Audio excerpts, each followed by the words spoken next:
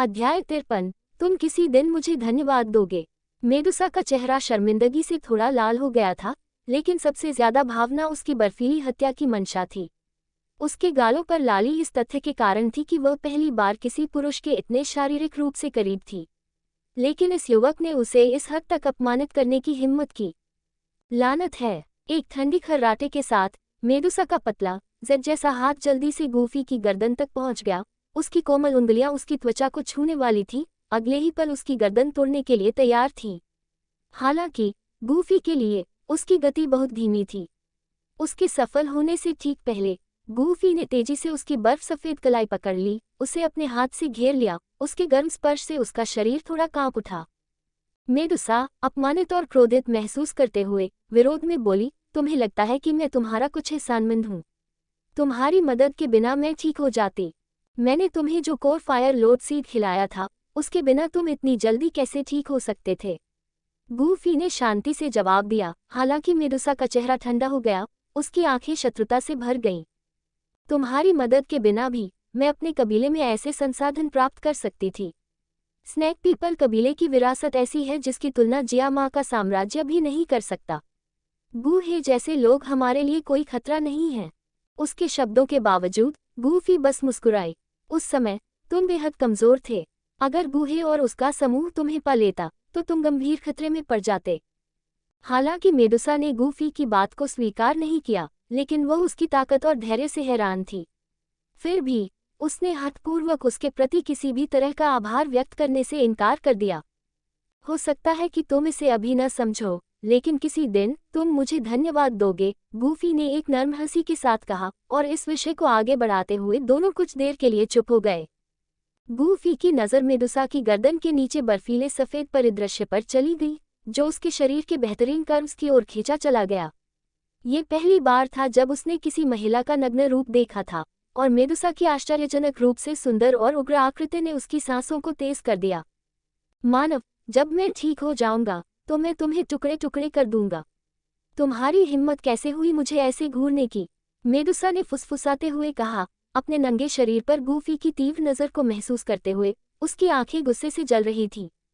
हालांकि वह जानती थी कि वह इस समय उसके लिए उपयुक्त नहीं थी। क्या तुम मुझे पालतू जानवर के रूप में रखने की योजना बना रहे हो? मेडुसा ने पूछा। उसकी आवाज़ नर्म लेकिन जहर से भरी हुई थी, एक फुसफुसाहट की तरह जो एक ही समय में लुभाने और नष्ट करने में सक्षम हो सकती है। गूफी ने मुस्कुराते हुए अपना सिर हिलाया। उस छोटे बच्चे ने मेरा अनुसरण करना चुना।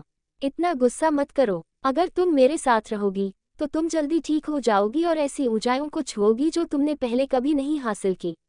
यह महसूस करते हुए कि उनकी निकटता उसे परेशान कर रही थी, गूफी ने उसकी कलाई छोड़ दी। उसका चेहरा शर्मिंदगी से लाल हो गया। जैसे ही उसने छोड़ा, मेडुसा ने पत्थर के मन से एक कंबल उठाया और खुद को ढक लिया। कंबल के साथ भी उसके आकर्षक वक्र छिपाना असंभव था। मानव, अब तुम्हें मुझे न मारने का पछतावा होगा। मैं इस अपमान को कभी भी दंडित किए बिना नहीं रहने दूंगी। मेडुसा ने गूफी को आखिरी बार घूरा, इससे पहले कि उसका शरीर एक छोटे रंगीन सांप के रूप में वापस सिकुड़ जाए। गूफी ने आह भरी और छोटे सांप को उठाया, धीरे से उसके ठंडे शरीर को सहलाया। इस बीच जियामा पवित्र शहर के भीतर आलीशान महल में एक वस्त्र पहने हुए बुजुर्ग मुख्य हॉल में बैठे थे। उनके बगल में एक लंबी सुंदर कपड़े पहने महिला खड़ी थी। महिला में एक ठंडी शाही हवा थी, उसके बारे में शाही अधिकार का स्पर्श था। क्या? बुजुर्ग ने अपने बगल में खड़ी युवती को चौंकाते हुए देखा। पूर्वी सीमा पर एक छठी श्रेणी का जादुई जानवर दिखाई दिया। महिला याओये ने भी उसके आश्चर्य को दोहराया, और एक किशोर इस पर सवार है। पूरे जियामा साम्राज्य में छठी श्रेणी का जादुई जानवर एक दुर्लभ दृश्य था। अकेले एक ऐसा जानवर जो खुद को एक इंसान द्वारा सवार होने की अनुमति देता हो। बुजुर्ग जिया जिंगतियान परेशान दिख रहे थे। मुझे अभी खबर मिली है कि मिस्टी क्लाउड सेक्ट के नेता और पिल्किंग गूहे भी पूर्वी सीमा की ओर बढ़ गए हैं। उसे और याओ ये दोनों को लगा कि स्थिति लगातार रहस्यमय होती जा रही है। अध्याय 54। जिया जिंगतियान का संदेह। एक बिन बुलाया मेहमान। भव्य हॉल में जिया जिंगतियान और याओये थोड़ी देर के लिए चुप हो गए। चिंतन के एक पल के बाद याओये ने अनुमान लगाया, दादाजी, क्या ये हो सकता है कि पूर्वी सीमा पर कोई महान खजाना दिखाई दिया हो? ये बहुत संभव है। जिया जिंगतियान ने सहमति में सिर हिलाया। पूर्वी सीमा पर गए लोग साधारण व्यक्ति नहीं हैं। संयोग से वे सभी एक ही समय पर वहां कैसे आ सकते हैं? धुंधले बादल संप्रदाय की नेता अक्सर बाहर प्रशिक्षण लेती है, इसलिए उसकी उपस्थिति आश्चर्यजनक नहीं है। लेकिन पिलकिल बूहे अचानक पूर्वी सीमा पर क्यों जाएगा? उसके जैसे एक प्रसिद्ध कीमियागर को आमतौर पर बेहद सुरक्षित स्थानों पर कड़ी सुरक्षा में रखा जाता है। इसके अतिरिक्त सीमा से एक रहस्यमय युवक के छठे दर्जे के उड़ने वाले जादुई जानवरों की सवारी करने की खबरें थीं। लोगों की ऐसी भीड़ केवल ये संकेत दे सकती है कि कोई मूल्यवान खजाना सामने आया है। जिया जिंगतियान ने आंखें सिकुड़ी, उसकी धुंधली आंखों में एक तेज रोशनी चमक उठी। ऐसा लगता है कि मेरे इस बूढ़े शरीर को भी हिलने की जरूरत है। उसने फैसला किया कि यह बुद्धिमानी इसी में है कि वह खुद ही चीजों को देखे और किसी भी चीज के लिए तैयार रहे। सांप लोग जनजाति, जो शक्तिशाली और निर्दयी थी, को जियामा साम्राज्य सहित कई साम्राज्यों की संयुक्त सेनाओं द्वारा टैगर रेगिस्तान में मुश्किल से खदेड़ा गया था। इसने प्रदर्शित किया कि सांप लोगों की समग्र शक्ति जियामा साम्राज्य की अकेले की क्षमता से कहीं अधिक थी। एक उड़ते हुए जानवर की पीठ पर एक दू सम्राट स्तर के विशेषज्ञ जिया जिंगतियान के अलावा एक दू राजा और 7 या 8 डूलिंग आत्मा रक्षक भी थे। दादाजी, यह मामला बहुत महत्वपूर्ण है। मैं आपके साथ जाना चाहता हूँ। याओ ये ने तत्काल अनुरोध किया। उसे संदेह था कि यह घटना टैगर रेगिस्तान पर कब्जा करने वाले सांप लोगों की जनजाति से भी संबंधित हो सकती है। कुछ सोचने के बाद जिया जिंगतियान ने एक भान उठाए लेकिन मना नहीं किया। ठीक है, यह आपके लिए एक अच्छा अनुभव हो सकता है। यह आपकी ताकत और ज्ञान को बहुत लाभ पहुंचाएगा। वह जानता था कि जियामा साम्राज्य की भावी रानी के रूप में याओ ये को विशाल साम्राज्य पर शासन करने के लिए अधिक अनुभव और शक्ति की आवश्यकता थी। हालांकि दू सम्राट की करीबी सुरक्षा के बिना याओ ये की सुरक्षा सुनिश्चित की जानी थी। जल्द ही जियामा महल से एक विशाल उड़ने वाला जानवर उड़ गया। जिया जिंगतियान को स्नैक पीपल जनजाति की पृष्ठभूमि के बारे में अच्छी तरह से पता था। सालों पहले जियामा साम्राज्य आसपास के साम्राज्यों के साथ उन्हें पूरी तरह से खत्म किए बिना रेगिस्तान की गहराई में खदेड़ने में मुश्किल से कामयाब रहा था। जब इस घटना ने महल में हलचल मचा दी तो शाही राजधानी के अन्य प्रमुख परिवारों को भी कुछ जानकारी मिली और उन्होंने बारीकी से ध्यान देना शुरू कर दिया। पूर्वी सीमा वास्तव में एक बहुत ही संवेदनशील क्षेत्र है। क्या रिपोर्ट सच है? किशोरों के एक समूह के पास छठी रैंक का जादुई जानवर कैसे हो सकता है? मेरे पिता ने एक बार छठी रैंक के जादुई जानवर का सामना किया था और उसकी एक झलक ही दू सम्राट स्तर से नीचे के किसी भी व्यक्ति को उसके भयानक दबाव के आगे झुकने के लिए पर्याप्त थी। धुंधले बादल संप्रदाय के नेता और गोली राजा गुहे क्यों मौजूद हैं? क्या ये हो सकता है कि वास्तव में पूर्वी सीमा पर एक खजाना दिखाई दिया है? कई प्रभावशाली परिवारों ने गुप्त रूप से अनुमान लगाया, पूर्वी सीमा की संवेदनशीलता के बारे में जानते हुए। जियामा साम्राज्य की पूर्वी सीमा पर टैगर रेगिस्तान के पास गूफी ने अभी भी बेहोश 7 रंग के स्वर्ग निगलने वाले अजगर को अपनी आस्तीन में वापस रखा और गुफा से बाहर चला गया। मेडुसा की नर्म फिसलन वाली त्वचा की सनसनी अभी भी उसकी उंगलियों पर बनी हुई थी। उसके उग्र वक्र, उसकी गुस्से वाली आंखें और लाल गाल बार बार उसके दिमाग में आ रहे थे। हालांकि उनके बीच वास्तव में कुछ भी नहीं हुआ था। गूफी का चेहरा अभी भी थोड़ा लाल था, जो मेडुसा के आकर्षक नग्न रूप की छवियों को अपने दिमाग में चमकने से रोकने में असमर्थ था। भाई गूफी, क्या हुआ? जियोई जियान और किंगलिन, जो गुफा के बाहर इंतजार कर रहे थे, ने उसके असामान्य व्यवहार को देखा और चिंता से पूछा। जियोई जियान चिंतित महसूस करती है, भावना मूल्य जोड़ 100। किंगलिन चिंतित महसूस करती है, भावना मूल्य जोड़ 70। ये कुछ भी नहीं है, शायद स्वर्गीय ज्वाला को परिष्कृत करने में बहुत अधिक ऊर्जा लगी होगी। गूफी ने मुस्कुराते हुए जो कुछ हुआ था उसका उल्लेख किए बिना इसे टाल दिया। स्वर्गीय ज्वाला को परिष्कृत करना वास्तव में एक जीवन मरण का मामला है, और यदि कोई सावधान नहीं है तो उसके लिए इसमें भस्म होना आसान है। हालांकि गूफी, जिसने आसानी से ग्रीन लॉर्ड स्कोर फ्लेम को परिष्कृत किया, एक असामान्य था। जियोई जियान समझ सकती थी कि वह कुछ छिपा रहा था, लेकिन उसने उस पर दबाव नहीं डाला। अगर वह बात करना चाहता था तो वह स्वाभाविक रूप से उसे बता देता।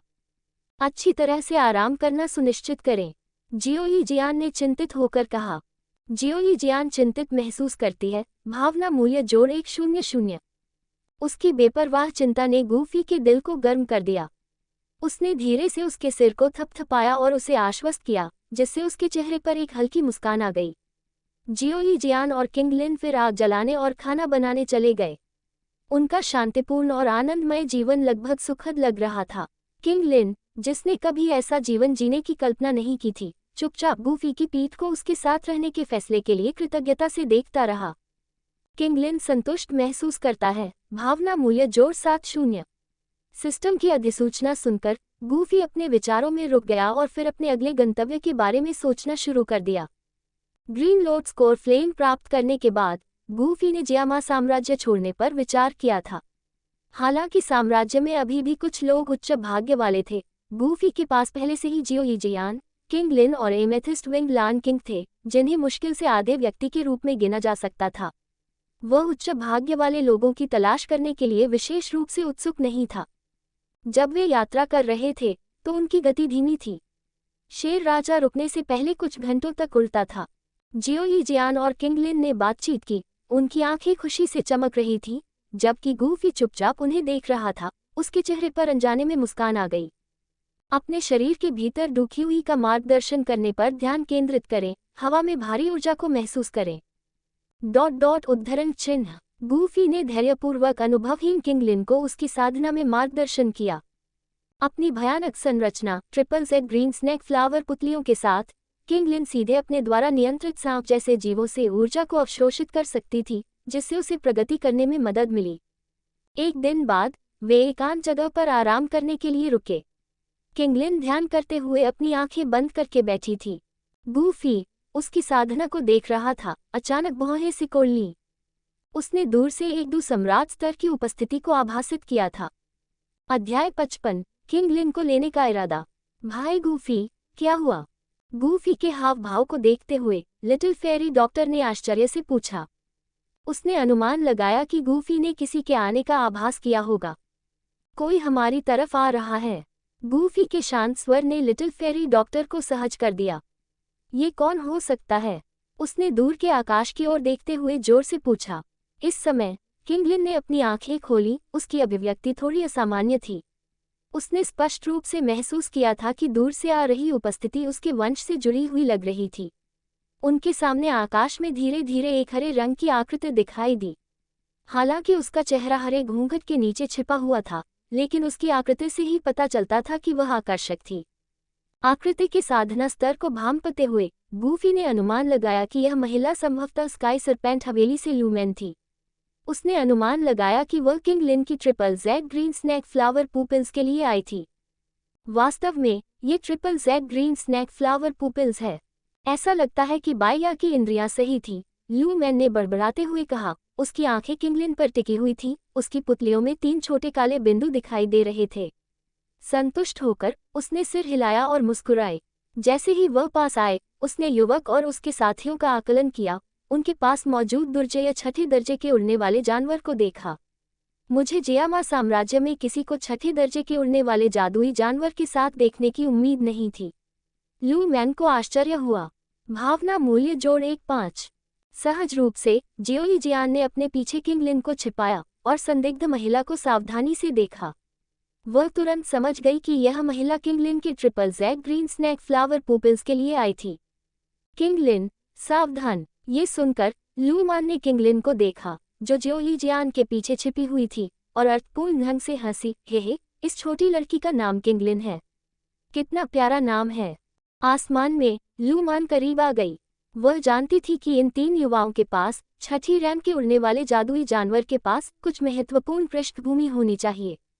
हालांकि अग्रणी युवा के पास केवल अच्छी ताकत थी और इससे अधिक कुछ नहीं। आप निश्चिंत हो सकते हैं, लू मान ने हल्की मुस्कान के साथ कहा। मेरा कोई बुरा इरादा नहीं है। मैं केवल उसे उसकी साधना के लिए बेहतर जगह पर ले जाने के लिए आई हूँ। मेरा संप्रदाय उसका पूरा समर्थन करेगा। आखिरकार वह ZZZ green snake flower pupils जिसे वह चाहती थी, वह कुछ ऐसा था जिसे पूरा स्काई सरपेंट मैंशन चाहता था। वह किंग लिन को लेने पर आमादा थी, चाहे कुछ भी हो। जैसे ही उसने बात की, लू मान ने अपना हाथ हिलाया और गूफी और लिटिल फेरी डॉक्टर के नीचे की जमीन अचानक फट गई। एक पल में धरती से मोटे हरे पेड़ की तने फट गए, जो तेजी से आपस में जुड़कर 2 लकड़ी के पिंजरे बन गए, उन्हें कैद कर लिया। हालांकि चौंक गए, लेकिन किंग लिन हमले से अछूते रहे। एमेथिस्ट विंग लान किंग ने तुरंत प्रतिक्रिया की, एक उल्का की तरह लू मान पर हमला किया। हालांकि उसने चतुराई से हमले को चकमा दिया और किंग लिन की ओर बढ़ गई। जैसे ही लू मान सफल होने वाली थी, एक अशुभ भावना ने उसे घेर लिया। बूम! हल्की सी आवाज के साथ गूफी, जो लकड़ी की जेल में फंस गया था, किसी तरह किंग लिन के पास आ गया। उसकी गहरी आंखें उस पर टिकी हुई थी। क्या लू मान को घबराहट महसूस हुई? भावनात्मक मूल्य जोड़ 1-5। ये देखकर कि इस किशोर लड़के ने एक पल में उसके जाल को तोड़ दिया था, आमतौर पर शांत रहने वाली लू मान ने अपने घूंघट के नीचे घबराहट का संकेत दिया। उसने किंग लिन की ओर जो हाथ बढ़ाया था, उसे गूफी ने आसानी से दूर कर दिया। उसने खुद को नहीं रोका और अपनी पूरी ताकत लगा दी, फिर भी गूफी ने उसे एक साधारण झटके से दूर कर दिया। गूफी के आकस्मिक थप्पड़ के पीछे अपार शक्ति को महसूस करते हुए लू मान बेहद सतर्क हो गई। लू मान को डर लगता है। भावनात्मक मूल्य जोड़ 1-5। यहाँ क्या हो रहा है? उसका दिल संदेह से भर गया। उसने गूफी की असली ताकत पर सवाल उठाना शुरू कर दिया। हालांकि ZZZ ग्रीन स्नैक फ्लावर पोपिल्स का आकर्षण उसके लिए पीछे हटने के लिए बहुत लुभावना था। मैं जियामा साम्राज्य में लापरवाह नहीं हो सकती। मुझे इसे जल्दी खत्म करने की जरूरत है। लू मान को एहसास हुआ कि गूफी, एक रहस्यमयी ताकतवर का सामना करने के अलावा नीलम पंखों वाला शेर राजा भी सहायता कर रहा था। हालांकि यह केवल छठी श्रेणी का जादुई जानवर था, फिर भी ये दुर्जय था, खासकर इसलिए क्योंकि वह गूफी की ताकत का अंदाजा नहीं लगा सकती थी। बिना किसी हिचकिचाहट के उसने एक सीटी निकाली और जल्दी से उसे बजाया। तुरंत एक तेज, अजीबोगरीब ध्वनि तरंग पूरे आकाश में फैल गई।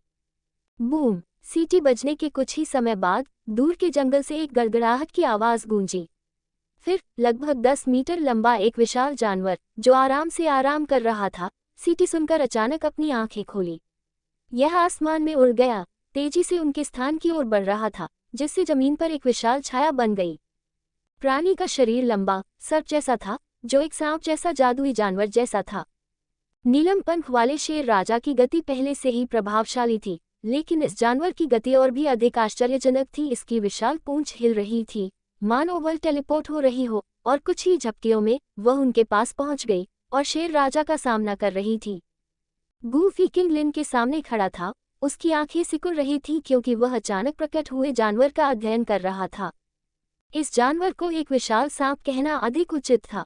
सांप का शरीर बहुत बड़ा, काला था, जिस पर अजीब, रंगीन पैटर्न थे, जो इसे एक अजीबोगरीब रूप दे रहे थे। इसके शरीर के दोनों ओर 8 काले और बैंगनी पंख थे। इसके सिर पर एक काला सर्पिल सींग था, जिसके सिरे पर एक हल्की बैंगनी चमक थी, जो इसके विषैलेपन को दर्शाती थी। इसकी आंखों की त्रिकोणीय पुतलियां पशुवत क्रूरता से नहीं, बल्कि मनुष्यों जैसी चालाक बुद्धि से भरी हुई थी। इस अजीब जानवर के आने के बावजूद गूफी की अभिव्यक्ति अपरिवर्तित रही। मैं तुम्हें अभी जाने का मौका देता हूँ, ये देखते हुए कि तुम्हारा किंग लिन को कोई वास्तविक नुकसान पहुंचाने का इरादा नहीं है। अन्यथा गूफी के भावहीन स्वर ने लू मान को एक बार फिर झिझकने पर मजबूर कर दिया। लू मान को झिझक महसूस होती है। भावना मूल्य जोड़ 1-5। उसने गूफी को देखा, कभी कभी बगल की ओर देखा। इस बीच नीलम पंख वाले शेर राजा और 8 पंखों वाले काले नाग सम्राट पहले से ही एक भयंकर युद्ध में लगे हुए थे। 2 छठे दर्जे के जादुई जानवरों की टक्कर आश्चर्यजनक थी, और उनकी लड़ाई से ऊर्जा तरंगें दूर दूर तक फैल गईं। योजक चिन्ह। यह आभा। इस समय आकाश में सैकड़ों मील दूर एक बड़े उड़ने वाले जानवर पर बैठे एक बूढ़े व्यक्ति ने अचानक अपनी आंखें खोलीं। उसकी तीखी निगाहें नीलम पंख वाले शेर राजा और 8 पंखों वाले काले नाग सम्राट के बीच युद्ध के मैदान की ओर बढ़ रही थी। बूढ़ा आदमी कोई और नहीं बल्कि जिया जिंग तियान था, जो पहले ही राजधानी छोड़ चुका था। 2 छठे दर्जे के जादुई जानवरों के बीच लड़ाई से होने वाली शॉकवेव इतनी तीव्र थी कि जिया जिंग तियान सैकड़ों मील दूर से भी उन्हें महसूस कर सकती थी। यह महसूस करते हुए जिया जिंग तियान ने जल्दी से याओ ये को कुछ निर्देश दिए, जो उसके साथ था, और फिर उड़ने वाले जानवर को पीछे छोड़कर अकेले उड़ गया। अध्याय 56। तथाकथित आकाश सर्प हवेली वास्तव में उनके पास कितना चेहरा है। नीलम पंख वाले शेर राजा और 8 पंखों वाले काले सर्प सम्राट के विशाल रूप बार बार टकराए। प्रकाश के फटने और भयानक दहाड़ के साथ आकाश में गूंजने वाली ऊर्जा की लहरें बेतहाशा फैल गईं। यह क्या है? जियामा साम्राज्य के पूर्वी प्रांत के ऊपर आकाश के एक हिस्से में युन युन, जो अभी तक शाही राजधानी में वापस नहीं आया था और गूहे और अन्य लोगों से अलग यात्रा कर रहा था, अचानक रुक गया। उसका हुड हटा दिया गया था, जिससे कमल के फूल जैसा नाजुक चेहरा दिखाई दिया। दूर के आकाश की ओर देखते हुए उसकी लंबी पलकें फड़फड़ा रही थीं। उसने ऊर्जा के उतार चढ़ाव को भी महसूस किया था, और उसके दिल में एक अजीब सी भावना ने युन युन को उस दिशा में जाने के लिए प्रेरित किया। लू मान का चेहरा कोमल था, जो दया को प्रेरित करता था, लेकिन उस बाहरी आवरण के नीचे उसके विचार गहरे थे। उसने महसूस किया था कि गूफी कोई ऐसा व्यक्ति नहीं था जिसके साथ खिलवाड़ किया जा सके, लेकिन जब उसके पास सहायता थी तो उसे एक साधारण किशोर से क्यों डरना चाहिए। ये देखकर कि लू मान अभी भी जिद्दी थी, गूफी, जो आमतौर पर सौम्य स्वभाव की थी, को गुस्सा आने लगा। मैंने तुम्हें पहले ही एक मौका दिया है, तुमने खुद ही यह सब किया है। चूंकि तुम जाने से इनकार करती हो, इसलिए बाद में पछताना मत। लू मान ने पलकें झपकाईं। उसका शरीर सुंदर ढंग से घूम रहा था क्योंकि वह गूफी को बाईपास करने का प्रयास कर रही थी। उसके जैद जैसे हाथों में से एक ने किंग लिन को पकड़ने के लिए हाथ बढ़ाया, जो उसके पीछे छिपा हुआ था। लू मान के अचानक कदम से किंग लिन चौंक गई। उसने गूफी की आस्तीन को और भी कसकर पकड़ लिया। वह वास्तव में डरी हुई नहीं थी। आखिरकार भाई गूफी हमेशा उसकी रक्षा करने में सक्षम था, और उसे विश्वास था कि वह अब भी उसे सुरक्षित रखेगा। गूफी ने तेज गति से किंगलिन को कमर से पकड़ लिया और आसानी से लू मान से बच निकला। किंगलिन निर्भरता का अनुभव करता है। भावनात्मक मूल्य जोड़ 7-0। ये देखकर कि शेर राजा संघर्ष कर रहा था, गूफी ने अपना हाथ उठाया, जिससे ऊर्जा का एक विस्फोट हुआ। सर्प ने ऊर्जा को तब तक नहीं देखा जब तक कि वह उसके बाजू से नहीं टकरा गई। चकमा देने के लिए बहुत देर हो चुकी थी। सर्प ने एक दर्दनाक दहाड़ लगाई। उसकी निगाहें तीव्र भय से गूफी पर टिकी हुई थी। 8 पंखों वाले काले सर्प सम्राट के टूटे हुए तराजू के नीचे नंगी आंखों से दिखाई देने वाले भयानक घाव फैले हुए थे, जो लगभग उसकी पूरी पीठ को ढक रहे थे। उसके काले शरीर से बारिश की तरह खून बह रहा था, जो लगातार जमीन पर गिर रहा था, जिससे एक भयानक दृश्य बन रहा था। गूफी को घूरते हुए उसकी बुद्धिमान आंखें भय से भर गई थीं। 8 पंखों वाला काला नाग सम्राट भय और डर का अनुभव करता है। भावनात्मक मूल्य जोड़ 1-5। इस समय 8 पंखों वाला काला नाग सम्राट अपनी असाधारण गति और अपने अत्यधिक कठोर शरीर के कारण मुश्किल से अपनी जमीन पर टिक पा रहा था। 8 पंखों वाले काले नाग सम्राट की दयनीय स्थिति को देखकर लू मान का दिल निराशा में डूब गया। उसका चेहरा पीला पड़ गया। उसने किस तरह के अस्तित्व को उकसाया था। एक आकस्मिक झटके से गूफी ने 8 पंखों वाले काले नाग सम्राट को गंभीर रूप से घायल कर दिया था। लू मान आतंक का अनुभव करता है। भावनात्मक मूल्य जोड़ 2-0। वरिष्ठ, कृपया मुझे छोड़ दें। यह मेरी अज्ञानता थी जिसने आपको नाराज कर दिया। वरिष्ठ, मैं 8 पंखों वाले काले नाग सम्राट को ले जाऊंगा और तुरंत चला जाऊंगा। कृपया हमें दे दो। तुरंत लू मान ने अपना रुख नीचे किया और गूफी से माफी मांगी। उसने गूफी की तरफ देखा और उसके भावहीन चेहरे को देखकर डर के मारे उसकी सांस तेज हो गई। लू मान को घबराहट का अनुभव होता है। भावनात्मक मूल्य जोड़ 1-5। लू मान ने फिर हर संभव तरीके से खुद को समझाना शुरू किया। वरिष्ठ, मेरा वास्तव में कोई बुरा इरादा नहीं है। मैं केवल इस छोटी लड़की किंग लिन को अपने साथ वापस ले जाना चाहती हूँ ताकि उसका उचित पालन पोषण कर सकूं।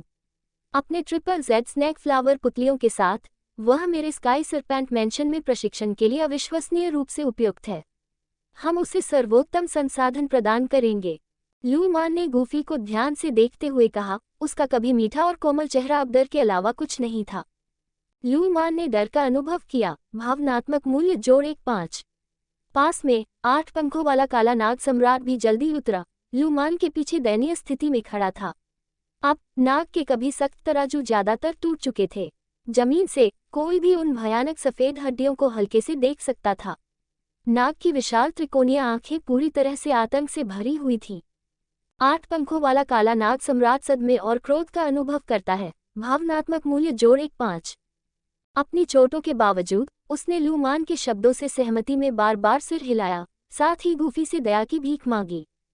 गूफी की शांत निगाह लू मान और 8 पंखों वाले काले नाग सम्राट पर पड़ी, जो बहुत दबाव महसूस कर रहे थे।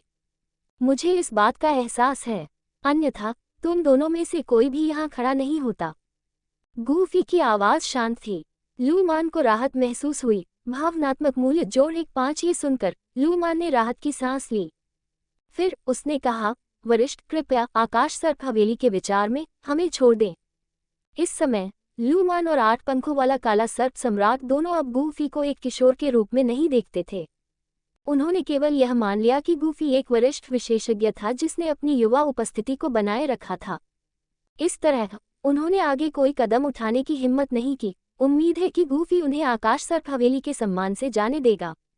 गूफी ने एक भान उठाए, उसके होठों पर एक हल्का सा व्यंग्य था, उसकी आंखें ठंडी हो रही थी। आकाश सर्प हवेली, उस तथाकथित स्काई सर्प हवेली का मुझ पर कोई प्रभाव नहीं है। जब लू मान ने स्काई सर्प हवेली का जिक्र किया तो गूफी ने इसके लिए कोई सम्मान नहीं दिखाया। उसकी हैसियत के कारण हवेली के स्वामी भी उसका सम्मान करते। लू मान का दिल उछल पड़ा और खतरे की प्रबल आशंका ने उसके सिर की त्वचा को झंझना दिया, जिससे वह सहज रूप से पीछे हट गई। अगले ही पल गूफी ने अपनी आस्तीन लहराई, जिससे लू मान पर ऊर्जा का एक विस्फोट हुआ जो उसे इतनी तेजी से मारा कि वह अगोचर था। बूम! लू मान का दाहिना हाथ खून की धुंध में फट गया। आह! उसने अपने खून बहते हुए स्टंप को पकड़ लिया और ठंडे पसीने में भीगते हुए एक तीखी चीख निकाली। लू मान को डर का अनुभव होता है। भावनात्मक मूल्य जोड़ 1.5। अब वह पहले की तरह शांत और अलग नहीं रही। उसका एक बार बेदाग गाउन अब खून से सना हुआ था। यह मुझे अपमानित करने के लिए एक छोटा सा सबक है। अगर अगली बार ऐसा हुआ तो मैं तुम्हारी स्काई सर्प हवेली को मिटा दूंगा। गूफी की आवाज ठंडी थी। हालांकि उसने एक हाथ खो दिया था, लेकिन उसने किसी भी तरह की नाराजगी को दूर रखने की हिम्मत नहीं की, बस खुद को भाग्यशाली महसूस किया कि वह अपनी जान बचाकर भाग गई। लू मान ने राहत और सदमे का अनुभव किया। भावनात्मक मूल्य जोड़ 1.5। वह भी बहुत हैरान थी, सोच रही थी कि गूफी वास्तव में कौन था जो स्काई सर्प हवेली की भी पूरी तरह से अवहेलना कर रहा था। लू मान कांप उठी और उसने गहराई से सिर झुकाया। धन्यवाद वरिष्ठ, मेरी जान बख्शने के लिए। गूफी की उदासीन प्रतिक्रिया सुनकर लू मान और 8 पंखों वाले काले सर्प सम्राट ने रुकने की हिम्मत नहीं की। वे लंगड़ाते हुए चले गए। उनकी गति उस समय की तुलना में धीमी थी जब वे पहुंचे थे, लेकिन फिर भी तेज थे। उन्हें डर था कि गूफी अपना मन बदल सकता है और उन्हें मार सकता है। किंगलिन ने विश्वास का अनुभव किया। भावनात्मक मूल्य जोड़ 7.0। लिटिल फेरी डॉक्टर ने विश्वास का अनुभव किया। भावनात्मक मूल्य जोड़ 1.0। लिटिल फेरी डॉक्टर और किंगलिन दोनों सुरक्षित रूप से गूफी के पीछे थे, बिना किसी नुकसान के। भाई गूफी, तुम्हारे साथ यहाँ, मुझे लगता है कि चाहे हम किसी भी खतरे का सामना करें, हम हमेशा उसे पार कर लेंगे। लिटिल फेरी डॉक्टर अचानक गूफी की बांह को गले लगाने से खुद को रोक नहीं पाए। अध्याय 57। किसी ने भी मुझे इस तरह से नीचा दिखाने की हिम्मत नहीं की। जब लू मान और 8 पंखों वाला काला नाग सम्राट हार कर उड़ गए तो दोनों महिलाओं ने राहत की सांस ली। उस पल उनकी आंखों में गूफी अजय लग रहा था। बड़े भाई गूफी, तुम कमाल हो, किंगलिन ने कहा। लू मान के हमले का सामना करने के बाद वह अपने अंदर से निकलने वाले भयानक दबाव को महसूस कर सकती थी। फिर भी ये शक्तिशाली प्रतिद्वंद्वी गूफी से आसानी से डर गया। किंगलिन के लिए गूफी सबसे मजबूत व्यक्ति था जिसे वह जानती थी। उसकी आंखें चमक उठीं और उसके गाल लाल हो गए क्योंकि उसने बिना किसी हिचकिचाहट के उसकी प्रशंसा की। गूफी ने हंसते हुए किंगलिन के सिर पर थपथपाया। उसने ज़ियाओ जियान की ओर देखा, जिसने एक सौम्य मुस्कान के साथ उसकी ओर देखा। गूफी ने फिर अपनी स्टोरेज रिंग से एक हीलिंग पिल निकाली और उसे एमेथिस्ट विंग लायन किंग को सौंप दिया। गोली स्वीकार करने और उसे निगलने से पहले लायन किंग ने चुपचाप गूफी की नज़र से मुलाकात की। धन्यवाद मास्टर, लायन किंग ने कहा। गोली लेते हुए एमेथिस्ट विंग लायन किंग की आभा तुरंत स्थिर हो गई। चलो चलते हैं। किंगलिन और ज़ियाओ जियान जल्दी से गूफी की पुकार का जवाब दिया और अब और न रुकने का फैसला किया। वे तीनों एक बार फिर एमेथिस्ट विंग लायन किंग पर सवार हुए। 10 मिनट के बाद पिछली लड़ाई के स्थान पर आकाश में 2 प्रकाश की धारियां दिखाई दी। उनमें से एक बूढ़ा आदमी और एक महिला उभरे। बुजुर्ग आदमी ने सादे पीले वस्त्र पहने हुए थे। उनके सफेद बालों के बावजूद एक युवा रूप था, एक शांत लेकिन आधिकारिक आभा बिखेर रहा था। शानदार वस्त्र पहने महिला के चेहरे पर एक शांत और सुंदर भाव था, जो कुलीनता का भाव प्रकट कर रहा था। यह महिला युन युन थी और उसने जिया जिंगतियान का अभिवादन करते हुए मुस्कुराई। जिया लाओ, तुम्हारा पहाड़ तोड़ने वाला दुखी हुई अधिक से अधिक दुर्जय होता जा रहा है। मैं दूर से ही इसकी प्रबल उपस्थिति महसूस कर सकता था, युन युन ने टिप्पणी की। जिया जिंगतियान अपनी आंखों में चमक के साथ दिल खोलकर हंसा। युन युन संप्रदाय के नेता, कई साल हो गए हैं और आपकी हवा पर आधारित दुखी हुई और भी शुद्ध हो गई है। आपकी गति बेजोड़ है। युद्ध के मैदान में अभी भी गूफी की उपस्थिति के निशान थे और युन युन ने तुरंत इसे पहचान लिया और अनुमान लगाया कि यह पूरी घटना संभवतः उसी के कारण हुई थी। जैसे ही उसने उसके बारे में सोचा, उसके चेहरे पर एक सुंदर मुस्कान दिखाई दी, हालांकि उसका दिल मिश्रित भावनाओं से भरा हुआ था। गूफी को देखने की अपनी इच्छा के बावजूद युन युन जानती थी कि अब उससे मिलना और भी परेशानी लाएगा। इसलिए उसने आगे की जांच करने के लिए जिया जिंगतियान के निमंत्रण को अस्वीकार कर दिया। जब युन युन ने मना कर दिया तो जिया जिंगतियान ने कंधे उचका दिए, लेकिन बुरा नहीं माना। तो मैं अकेले जांच करूंगा। अलविदा संप्रदाय के नेता युन युन। ऐसा कहकर वो उस दिशा में आगे बढ़ गया जिस दिशा में गूफी गया था। इस बीच गूफी, जियोई जियान और किंगलिन एमेथिस्ट विंगलान किंग की सवारी कर रहे थे और आराम से बातें कर रहे थे। गूफी को अचानक लगा कि चौथी श्रेणी का एक उड़ने वाला जादुई जानवर दूर से आ रहा है, जिसमें कई लोग सवार थे। अगर गूफी ने रास्ता नहीं बदला तो उनके रास्ते जल्द ही एक दूसरे से टकरा जाएंगे। एमेथिस्ट विंगलान किंग की भारी मौजूदगी को महसूस करते हुए शाही जानवर ने हिचकिचाहट दिखाए और अपनी गति धीमी कर ली।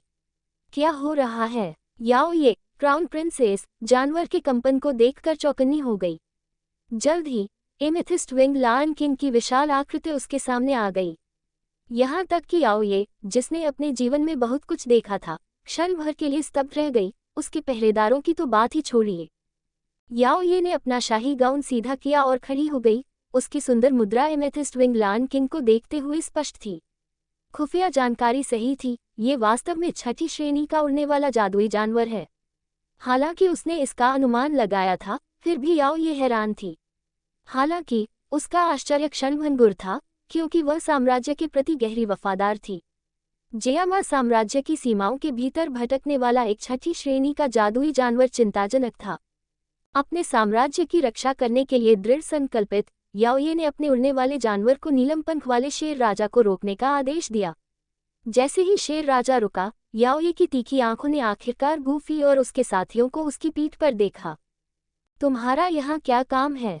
गूफी ने पूछा। जब उसने जानवर को उनका रास्ता रोकते देखा तो भौहें सिकोड़ लीं। तुम जियामा साम्राज्य से नहीं हो, है न? याओये ने गूफी के इरादों को भांपने की कोशिश करते हुए पूछा। गूफी ने बस उसकी तरफ देखा और सिर हिला दिया। वह एक पल के लिए झिझकी और फिर अपने बालों को एक तरफ करके एक शानदार चेहरे को दिखाया। उसकी कोमल आंखें गूफी पर टिकी थीं। क्या मैं पूछ सकता हूँ कि तुम जियामा साम्राज्य में क्यों आए हो? गूफी ने भौहें सिकोड़ी और उदासीनता से उत्तर दिया। यह आपकी चिंता का विषय कैसे है? याओये के चेहरे पर उसके शब्द गहरे हो गए।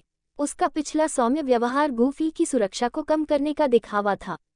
जियामा साम्राज्य की राजकुमारी के रूप में उसके पास महत्वपूर्ण शक्ति थी। उसे पहले कभी इस तरह से नीचा नहीं देखा गया था और उसकी नाराजगी उसके भौहों के सिकुड़ने से स्पष्ट थी। याओये को नाराजगी महसूस होती है। भावनात्मक मूल्य जोड़ 50। दोनों एक दूसरे को चुपचाप देखते रहे और स्थिति तनावपूर्ण हो गई। अचानक किसी के तेजी से आने की आवाज ने चुप्पी तोड़ी और जिया जिंगतियान की आकृति दूर से दिखाई दी, जो उनकी ओर तेजी से बढ़ रही थी। अध्याय 58। एक और आश्चर्यजनक सुंदरता। जिया जिंगतियान के सिर पर सफेद बाल थे और उसका चेहरा झुर्रियों से ढका हुआ था, जिससे वह अपने जीवन के अंत के करीब एक साधारण, कमजोर बूढ़े व्यक्ति की तरह लग रहा था। हालांकि उसके पीछे फैले डूखी हुई पंख उसकी पहचान को स्पष्ट रूप से इंगित कर रहे थे। लगता है ये व्यक्ति जिया जिंगतियान ही होगा। जिया जिंगतियान के आने पर गूफी को समझ में आ गया कि अगर उसने अपनी ताकत नहीं दिखाई तो ये दादा पोती की जोड़ी निश्चित रूप से आसपास ही रहेगी। आखिरकार उसकी छिपी हुई आभा सिर्फ कमजोर होने का दिखावा करने के बारे में नहीं थी। उस पल गूफी की नज़र जिया जिंगतियान से मिली, जो उसे सावधानी से देख रही थी। नीलम पंख वाले शेर राजा की विशाल आकृति ने उसे भी कुछ हद तक सावधान कर दिया। इसके अलावा वह गूफी की ताकत का सही अंदाजा नहीं लगा पा रहा था, जिससे वह कोई भी जल्दबाजी में कदम उठाने से हिचकिचा रहा था। अचानक गूफी की नज़र तेज हो गई और उस पर एक जबरदस्त दबाव छा गया। जिया जिंगतियान को झटका लगा। भावना मूल्य जोड़ 30। जिया जिंगतियान एक पल के लिए अकड़ गया, पूरी तरह से चौंक गया। उसने उम्मीद नहीं की थी कि उसके सामने खड़ा युवक इतना भयानक हो सकता है, जो पहले से कहीं ज्यादा भयानक है अपने स्वयं के शिखर सम्राट स्तर पर। उसने अपने सामने 3 लोगों और एक जानवर को देखा, जल्दी से एक योजना बनाई। अगले पल जिया जिंगटियन ने याओ ये की पिछली अभिव्यक्ति को याद करते हुए माना कि उसके और युवक के बीच गलतफहमी हो सकती है। फिर उसने विनम्रता से कहा, युवा गुरु, मैं जिया जिंगटियान हूँ और यह मेरी पोती याओ ये है। अगर उसने आपको पहले नाराज किया है तो मुझे उम्मीद है कि आप उसे माफ कर देंगे। याओ ये हैरान और पछतावा महसूस करता है। भावना मूल्य जोड़ 5-0। दादाजी उसके साथ इतने विनम्र हैं, क्या यह हो सकता है कि उसकी साधना बहुत अधिक है? याओ ये ने अपने पहले के कार्यों पर पछतावा करते हुए अपने होंठ काटे। ये पहली बार था जब उसने अपने शाही दादा को एक युवा व्यक्ति के प्रति इतना सम्मान दिखाते देखा था। एक असाधारण पृष्ठभूमि वाले युवा व्यक्ति के लिए, भले ही दादाजी सावधान हो, वे केवल सही रूप से विनम्र होंगे, इतने गंभीर नहीं। इस समय जिया जिंगटियान गूफी की वास्तविक उम्र पर सवाल नहीं उठा रही थी। उसने पहले ही मान लिया था कि गूफी एक शक्तिशाली गुट का युवा रईस है जो संबंध बनाने के लिए उत्सुक है। फिर उसने मुस्कुराते हुए गूफी को निमंत्रण दिया, क्या मैं आपको, युवा स्वामी, एक अतिथि के रूप में शाही राजधानी में आमंत्रित कर सकता हूँ? मेरा आतिथ्य प्रदान करना मेरे लिए सम्मान की बात होगी। उसके बगल में किंग लिन की आंखें ये सुनकर चमक उठीं। शाही राजधानी, मैं पहले कभी वहां नहीं गया। मुझे आश्चर्य है कि यह कैसा है। छोटी परी डॉक्टर ने गूफी के पीछे से झांका, उसके बाल उसके कंधे से टकरा रहे थे, उसकी आंखें जिज्ञासा से भरी हुई थीं। हाल ही में गूफी के साथ किंगशान टाउन छोड़ने के बाद उसने कई बड़े शहरों का दौरा किया था और कई आकर्षक स्थलों और संस्कृतियों को देखा था। बहन ज़ियाओ ये जियान, अब जब आपने इसका उल्लेख किया है तो मैं भी शाही राजधानी देखना चाहता हूँ। मैं जन्म से ही रेगिस्तान में रहता हूँ और मैंने कभी नहीं देखा कि एक साम्राज्य की राजधानी कितनी समृद्ध होती है। दोनों ने एक दूसरे को देखा और फिर दोनों की आंखें गूफी पर टिक गईं। लिटिल फेरी डॉक्टर ने गूफी की आस्तीन खींची, जबकि किंग लिन ने उसे उम्मीद भरी निगाहों से देखा। किंग लिन ने विनती की। भावना मूल्य जोड़ 7-0। लिटिल फेरी डॉक्टर ने विनती की। भावना मूल्य जोड़ 1-0। गूफी ने मुस्कुराते हुए अपना सिर हिलाया, दोनों लड़कियों के सिर पर चंचलता से थपथपाया। ठीक है, चलो फिर शाही राजधानी चलते हैं। फिर उसने मुस्कुराया और सिर हिलाया। लिटिल फेरी डॉक्टर को खुशी महसूस हुई। भावना मूल्य जोड़ 1-0। किंग लिन को खुशी महसूस हुई। भावना मूल्य जोड़ 7-0। चूंकि दोनों लड़कियां जाना चाहती थीं और गूफी बिल्कुल बेफिक्र था, इसलिए शाही राजधानी में जाना उसकी साधना में बाधा नहीं बनेगा। गूफी को सहमत देखकर जिया जिंगटियान ने शांत भाव बनाए रखा, लेकिन अंदर से वह रोमांचित था। जिया जिंगटियान संतुष्ट महसूस करता है। भावना मूल्य जोड़ 4-0। इसके बाद गूफी और जिया जिंगटियान के समूह एक साथ शाही राजधानी की ओर बढ़े। जिया जिंगटियान बगल से देखता रहा, जितना ज्यादा वह देखता उतना ही हैरान होता जाता। गूफी की ताकत शायद उससे कहीं ज्यादा थी। जब भी उन्हें रास्ते में जादुई जानवरों का सामना करना पड़ता, जिया जिंगटियान मुश्किल से ही सावधान होने लगता, इससे पहले कि जानवर गूफी द्वारा उत्सर्जित आभा के डर से भाग जाते। ज्यादा संपर्क के साथ जिया जिंगटियान को शक होने लगा कि गूफी शायद दूरपूर्वज विशेषज्ञ हो सकता है। जिया जिंगटियान प्रशंसा महसूस करता है। भावना मूल्य जोड़ 4-0। अपने पूरे जीवन में जियामा साम्राज्य के शाही परिवार की स्थिरता को सुरक्षित रखने के अलावा जिया जिंगटियान की सबसे बड़ी इच्छा दूरपूर्वज स्तर तक पहुंचना था। नतीजतन यात्रा के दौरान उसने अपना रुख काफी कम कर दिया ताकि गूफी से आगे निकलने के बारे में कुछ जानकारी हासिल कर सके। गूफी और उसके समूह को जो भी जरूरत होती, जिया जिंगटियान व्यक्तिगत रूप से उनकी मदद करता, ऐसी दयालुता के साथ कि उससे परिचित कोई भी व्यक्ति चौंक जाता। जियामा साम्राज्य के प्रसिद्ध डू सम्राट जिया जिंगटियान कुछ युवा लोगों के प्रति इतने उत्साही थे, ये लगभग अविश्वसनीय था। इस बीच लिटिल फेरी डॉक्टर और किंग लिन को जिया जिंगटियान और याओ ये की पहचान के बारे में पता चल गया था, लेकिन उन्होंने शाही स्थिति पर ज्यादा प्रतिक्रिया नहीं दी। किंग लिन ने गूफी से चुपके से और गर्व से फुसफुसाते हुए कहा, बड़े भाई गूफी, तुम वाकई कमाल हो। यहाँ तक कि शाही परिवार भी तुमसे कृपा करना चाहता है। किंग लिन प्रशंसा महसूस करता है। भावनात्मक मूल्य जोड़ 7-0। गूफी ने हंसी और अपने सिर को थपथपाया। लिटिल फेरी डॉक्टर की ओर देखते हुए इत्मीनान से कहा, हमारा गंतव्य जियामा साम्राज्य का महल है। लिटिल फेरी डॉक्टर और किंग लिन ने एक दूसरे को देखा, अपनी उत्तेजना को रोक नहीं पाए। हालांकि वे विशेष रूप से राजघराने की ओर आकर्षित नहीं थे, फिर भी वे राजकुमारी बनने के सपने देखने वाली युवा लड़कियां थीं और इस बारे में उत्सुक थीं कि महल कैसा हो सकता है। रास्ते में लिटिल फेरी डॉक्टर और किंगलिन ने खुशी खुशी बातचीत की और जल्द ही वे शाही राजधानी पहुंच गए। पहुंचने के बाद जिया जिंगटियान ने गूफी और उसके समूह के लिए उच्चतम स्तर के आतिथ्य के साथ महल में रहने की व्यवस्था की और याओ ये को ये सुनिश्चित करने का निर्देश दिया कि मेहमानों की अच्छी तरह से देखभाल की जाए। अगले दिन लिटिल फेरी डॉक्टर और किंगलिन के जागने के बाद उन्होंने राजधानी की हलचल भरी सड़कों का पता लगाने का फैसला किया। गूफी स्वाभाविक रूप से उनके साथ चल पड़ा। उन्हें बाहर जाते हुए देखकर याओ ये, जिसका पूरे दौरान कुछ खास प्रभाव नहीं था, उनकी पहली मुलाकात कर्तव्य निष्ठा से उनके साथ तीनों के करीब रहकर। जब वे शहर में टहल रहे थे, वे अंततः प्राइम नीलामी घर के प्रवेश द्वार पर पहुंचे। नीलामी घर के भव्य और शानदार प्रवेश द्वार पर कई सुंदर कपड़े पहने लोग आ जा रहे थे। उनके चारों ओर की हवा एक हल्की खुशबू से भर गई थी। इतना प्रभावशाली नीलामी घर देखकर लिटिल फेरी डॉक्टर ने गूफी की आस्तीन खींची। बड़े भाई गूफी, मैं अंदर जाकर देखना चाहता हूँ। गूफी ने सिर हिलाया और अपने बगल में याओ ये की ओर देखा। अपने महल के परिधान में सजी याओ ये मुस्कुराए और आगे बढ़ी और बातचीत को सहजता से संभाला। प्रवेश द्वार पर परिचारिकाएं सीधी खड़ी हो गईं और सम्मानपूर्वक उन्हें अंदर ले गईं। जब वे नीलामी घर में दाखिल हुए तो एक आकर्षक और मनमोहक आकृति धीरे धीरे उनके सामने प्रकट हुई, जिसने अनगिनत लोगों की निगाहें अपनी ओर खींच लीं। अपने आकर्षक चेहरे पर हल्की आकर्षक मुस्कान लिए इस महिला ने एक चमकदार लाल आकार फिटिंग लबादा पहना था, जो उसके कर्व्स को पूरी तरह से उभारने के लिए बेहतरीन और सुरुचिपूर्ण ढंग से तैयार किया गया था। उसके लबादे के नीचे उसकी लंबी बर्फ सी सफेद टांगें पुरुषों की आंखों को चकाचौंध कर देती थी, उनके दिलों में एक ज्वलंत इच्छा जगाती थी। अध्याय 59। शिक्षक, क्या आप किसी ऐसे व्यक्ति को जानते हैं जिसके पास स्वर्गीय ज्वाला है? क्या खूबसूरती है! जब यह आकर्षक महिला उसकी नज़र में आई तो गूफी भी अंदर से आहें भरने से खुद को नहीं रोक सका। हालांकि उसका रूप बिल्कुल आश्चर्यजनक नहीं था, लेकिन उसका आकर्षक स्वभाव चाट से बाहर था। उसके अनोखे आकर्षण और इस तथ्य को देखते हुए कि वह प्राइम नीलामी घर में थी, गूफी को उसकी पहचान का अनुमान लगाने की भी जरूरत नहीं थी। याफी क्राउन प्रिंसेस का अभिवादन करती है। याफी ने याओ ये को पहचान लिया और एक आकर्षक मुस्कान के साथ उसका अभिवादन किया। फिर उसकी नज़र स्वाभाविक रूप से गूफी पर पड़ी, जो चुपचाप एक तरफ बैठी थी। याफी समझ सकती थी कि लोगों का ये समूह गूफी के इर्द गिर्द ही केंद्रित था। यहाँ तक कि क्राउन प्रिंसेस याओ ये भी उसके साथ ही चल रही थी। उसकी कमरे को पढ़ने की क्षमता असाधारण थी। कल रात राजधानी में फैली खबरों के साथ याफी ने जल्दी से यह अनुमान लगा लिया कि गूफी ही शाही परिवार द्वारा आमंत्रित किया गया सम्मानित अतिथि था। इसके बाद याफी ने गूफी को गर्मजोशी से अपना आतिथ्य प्रदान किया।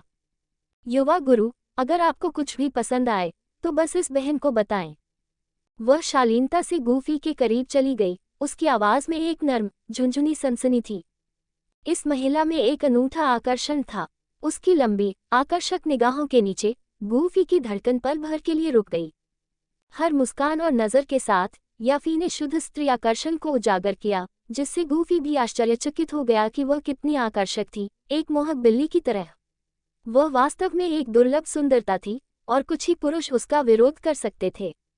हालांकि वह समग्र सुंदरता के मामले में रानी मेदुसा के बराबर नहीं थी, लेकिन याफी एक आदमी की इच्छाओं को आकर्षित करने में कहीं अधिक सक्रिय और कुशल थी। याफी के व्यवहार को देखकर ज़ियाओ जियान ने धीरे से नाक भान सिकुड़ी। ऐसा लग रहा था कि वह नाखुश है। उसने जल्दी से गूफी का हाथ पकड़ा और चली गई। याफी इस पर केवल एक अजीब सी मुस्कान ही दे पाए और उसने और कुछ नहीं कहने का फैसला किया। जब वे नीलामी घर को ब्राउज करना जारी रखते थे तो गूफी ने ज़ियाओ जियान और किंगलिन से विनम्रतापूर्वक कहा, जो भी आपको पसंद हो बस उसे खरीद लें। सबसे महत्वपूर्ण बात यह है कि आपको क्या खुशी देता है। पहली बार ऐसी विलासिता को देखकर दोनों युवा लड़कियां स्पष्ट रूप से उत्साहित थीं। उन्होंने उत्सुकता से खजाने की खोज की। उनकी आंखें आश्चर्य से चमक रही थीं और गूफी ने कर्तव्यनिष्ठा से प्रत्येक वस्तु को चुना जो उन्हें पसंद थी। भुगतान करने की तैयारी कर रही थी। हालांकि जब बिल का भुगतान करने का समय आया तो याओ ये ने जल्दी से हस्तक्षेप किया। युवा मास्टर गूफी, बस इसे मेरे खाते में डाल दें। गूफी ने बहस नहीं की, क्योंकि उसे इन सांसारिक वस्तुओं में विशेष रुचि नहीं थी। नीलामी घर में अपनी खरीदारी के बाद ज़ियाओ जियान और किंगलिन अभी भी उत्साह से भरे हुए थे। उस शाम जिया जिंगतियान ने जियामा साम्राज्य के सभी कुलीन परिवारों को आमंत्रित करते हुए गूफी के लिए एक विशेष भोज की व्यवस्था भी की। इस आयोजन के महत्व से अवगत मेहमान अच्छी तरह से तैयार होकर आए थे। जब गूफी को जिया जिंगतियान का निमंत्रण मिला तो वह एक पल के लिए झिझका, याद करते हुए कि लड़कियां दिन में खरीदारी के दौरान कितनी उत्साहित थीं। उसने जियाओ यीजियान और किंग लिन को भोज में ले जाने का फैसला किया ताकि उनके क्षितिज को व्यापक बनाया जा सके और उन्हें कुछ नया अनुभव कराया जा सके। भोज बहुत बढ़िया लगता है, मैं भी जाना चाहता हूँ। जियाओ यीजियान खुश थी और तुरंत सहमत हो गई।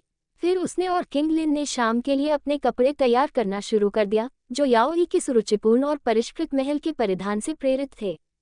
जबकि जियाओ यीजियान ने इसे खुले तौर पर व्यक्त नहीं किया, वह अंदर से प्रतिस्पर्धी थी, मेल खाना चाहती थी, जबकि किंग लिन बस एक सुंदर पोशाक खोजने पर केंद्रित थी।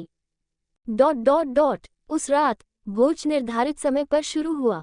म्यू कबीले के म्यू चेन, नालन कबीले के नालन सू और प्राइमा परिवार के टेंग शान जैसे परिवार के मुखिया सभी ने अपनी उपस्थिति दर्ज कराई।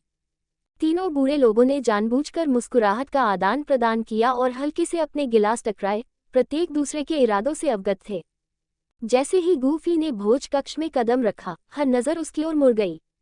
युवा मास्टर गूफी, आप यहाँ हैं। याओ ये और जिया जिंगतियान ने उनका स्वागत किया मुस्कुराता है। आज रात याओ ये ने बहुत ही औपचारिक पोशाक पहनी हुई थी, उसके होठों पर रूज का स्पर्श था जिससे वह विशेष रूप से आकर्षक लग रही थी। भोज में मौजूद सभी लोगों ने गूफी की ओर अपना ध्यान केंद्रित किया। जिया जिंगतियान और याओ ये के सम्मानजनक व्यवहार से पहचान लिया कि वह बहुत महत्वपूर्ण व्यक्ति है। वे जानते थे कि गूफी इस कार्यक्रम में मुख्य अतिथि थे। म्यू चेन उत्सुक हो गया है, जोड़ 3-0 भावना अंक। नालन सू ने। गूफी की निगाहें भीड़ में घूम गईं और अचानक एक खूबसूरत युवती ने उसकी नज़र को अपनी ओर आकर्षित कर लिया। वह एक ठंडी लेकिन आकर्षक उपस्थिति थी और उसकी सुंदरता उस महिला से प्रतिस्पर्धा कर रही थी जिसने कभी गूफी को निराश किया था। वह एक लंबी, चौड़ी आस्तीन वाली चांद सफ़ेद पोशाक पहने हुए थी जो उसकी पतली कमर को गले लगा रही थी। एक हल्के चांदी के बैग से उभारा गया था जो उसके नाजुक शरीर को पूरी तरह से उजागर कर रहा था। उसके कानों के लोब हरे रंग के जेड पेंडेंट से सजे हुए थे जो हिलने पर एक तीखी आवाज़ निकालते थे जिससे लालित्य का स्पर्श मिलता था। जब वह अप्रत्याशित रूप से गूफी की नज़र से मिली तो उसकी आंखों में एक अनोखी जिज्ञासा थी।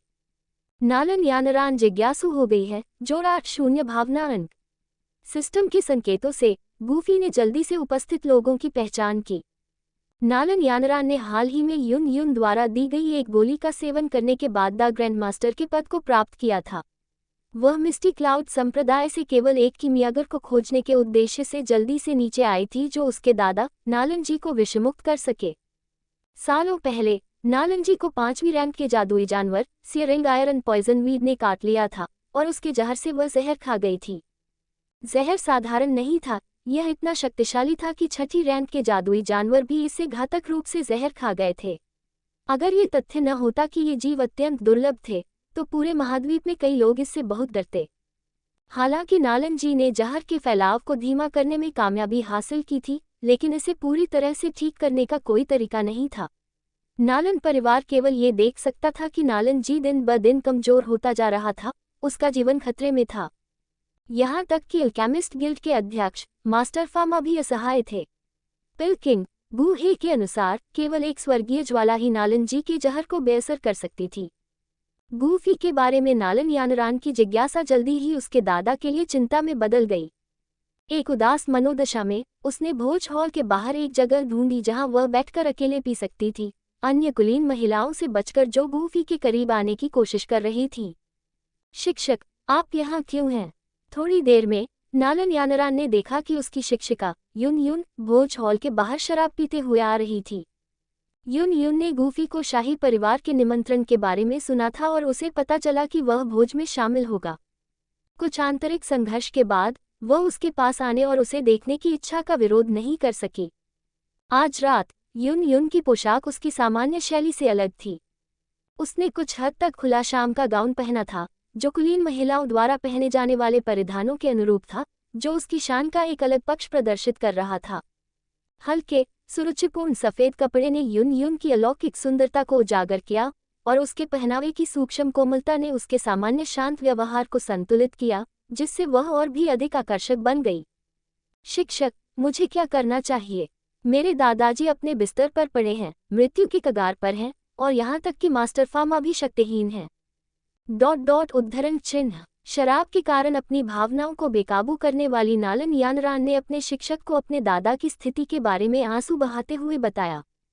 उसका चेहरा उदासी से भरा था और उसकी आवाज सिसकियों से भरी हुई थी। युन युन ने एक पल के लिए चुपचाप सुना, फिर अपनी भौं को थोड़ा ऊपर उठाते हुए और आंखों में भावनाओं की चमक के साथ उसने पूछा, यानरान, क्या गूहे ने सच में कहा था कि एक स्वर्गीय ज्योति तुम्हारे दादा को बचा सकती है? उसकी नज़र अनायास ही हॉल की ओर चली गई, जहां गूफी लोगों से घिरा हुआ था। उसकी अभिव्यक्ति शांत और आत्मविश्वासी थी। युन युन का दिल धड़क उठा। शिक्षक, क्या आप किसी ऐसे व्यक्ति को जानते हैं जिसके पास स्वर्गीय ज्योति है? नालन यानरान अपने शिक्षक की बातों को जल्दी से समझ गई, लगभग तुरंत ही शांत हो गई। उसका चेहरा आशा से चमक उठा और उसने उत्साह से पूछा, अध्याय 60, क्षमा करें, कोई दिलचस्पी नहीं है मम्मा। युन युन एक पल के लिए झिझकी, फिर हल्की से अपनी बर्फ सफ़ेद ठुड्डी को हिलाया। ये बहुत बढ़िया है, इस तरह मेरे दादा को बचाया जा सकता है। शिक्षक, स्वर्गीय ज्योति वाला व्यक्ति कौन है? युन युन से पुष्टि मिलने पर नालन यानरान उत्साह से खड़ी हुई और पूछा, आज के भोज के मुख्य अतिथि। फुसफुसाते हुए युन युन की आंखें चमक उठीं। भोज के मुख्य अतिथि। नालन यानरान ने युन युन की निगाहों का अनुसरण किया और हॉल में गूफी को देखा। युवक ने एक शानदार लबादा पहना हुआ था, उसके चेहरे पर एक गर्मजोशी भरी मुस्कान थी। वह लंबा और सुंदर था, जिसमें शालीनता और आकर्षण झलक रहा था। भोज में पहले नालन यानरान ने कुछ देर के लिए उससे आंखें मिलाईं और फिर जल्दी से नजरें फेर लीं। अब युन युन के शब्दों का अनुसरण करते हुए उसने फिर से गूफी को देखा। उसी समय उसने स्पष्ट रूप से अपने शिक्षक की गूफी की ओर देखने में कुछ असामान्य देखा। शिक्षक, क्या आप उसे जानते हैं? नालन यानरान ने उत्सुकता से पूछा। मैं एक बार मैजिक बीस्ट माउंटेन रेंज में उससे मिली थी। मैं आपके लिए जो गोली पहले लाई थी वह थी उसके द्वारा बनाई गई। युन युन की अभिव्यक्ति थोड़ी बदल गई और उसने धीरे से जवाब दिया, तो वह गोली उसके द्वारा परिष्कृत की गई थी। मैंने हमेशा सोचा था कि यह आपके अनुरोध पर एल्डर गूहे द्वारा बनाया गया था। शिक्षक। ये सुनकर नालन यानरान और भी अधिक आश्चर्यचकित हो गई। नालन यानरान आश्चर्यचकित महसूस करती है। भावनात्मक मूल्य जोड़ 80 गूफी के बारे में उसकी समझ केवल राजधानी के उच्च वर्गों के बीच अफवाहों पर आधारित थी। वह जानती थी कि गूफी के पास एक शक्तिशाली रैंक 6 मैजिक बीस्ट था और उसकी पृष्ठभूमि असाधारण थी, संभवतः प्रशिक्षण के लिए बाहर एक महत्वपूर्ण बल से। अप्रत्याशित रूप से इतनी कम उम्र में गूफी पहले से ही टियर 4 शिखर की गोली को परिष्कृत कर सकता था। जयामा साम्राज्य में ऐसी प्रतिभा अद्वितीय थी। कीमिया में उनकी उच्च प्रतिभा और एक स्वर्गीय लौ के साथ ऐसा लगता है कि दादाजी को वास्तव में बचाया जा सकता है। ये सोचकर कि गूफी अपने दादा को बचा सकती है, नालन यानरान तुरंत बहुत खुश हुई। उसकी आंखें चमक उठी जब उसने गूफी को देखा। हर दिन जब उसके दादा को सीरिंग जहर से पीड़ित होना पड़ा तो उसका शरीर और भी कमजोर हो गया। वह अब और देरी नहीं कर सकती थी। आज नहीं, चाहे जो भी हो, उसे गूफी की मदद मांगनी ही थी। नालन यानरान फिर सीधे भोज हॉल में चली गई, गूफी की ओर बढ़ गई। युन युन बैठी रही, अपनी ठोड़ी को अपने हाथ पर टिकाए हुए। उसकी आंखें उलझी हुई थी क्योंकि वह युवती को जल्दी से अपनी स्कर्ट उठाकर भागते हुए देख रही थी। वह कितनी चाहती थी कि वह भी ऐसा ही करे और गूफी से सीधे मिल सके। युन युन उदास महसूस करती है। भावनात्मक मूल्य जोड़ 100। युवा मास्टर गूफी, नमस्ते। नालन यानरान भोज हॉल में प्रवेश करती है, गूफी के पास जाती है और अपने बालों को पीछे की ओर झुकाते हुए सक्रिय रूप से उसका अभिवादन करती है। उसके सुंदर चेहरे पर एक कोमल मुस्कान थी और चौड़ी आस्तीन वाली चांद जैसी सफेद पोशाक जिसे केवल मिस्टी क्लाउड संप्रदाय के शिष्य ही पहन सकते थे, कभी कभी उसके नीचे की सुंदर वक्रता को प्रकट करती थी। आकार के मामले में वह किसी भी तरह से या फी से कमतर नहीं थी, हालांकि उनके स्वभाव पूरी तरह से अलग थे। हालांकि बातचीत की शुरुआत नालन यानरान ने की थी, फिर भी उसके हाव भाव में एक अंतर्निहित गर्व था। गूफी ने उसे हल्के से देखा और सिर हिलाया। भोज में बहुत से लोग थे जो उसका अभिवादन कर रहे थे, इसलिए उसका जवाब बहुत ही सहज था। युवा गुरु गूफी, मेरा नाम नालन यानरान है। उसका अभिवादन करने के बाद नालन यानरान वहां से नहीं गई। अपना परिचय देते हुए उसका चेहरा थोड़ा लाल हो गया।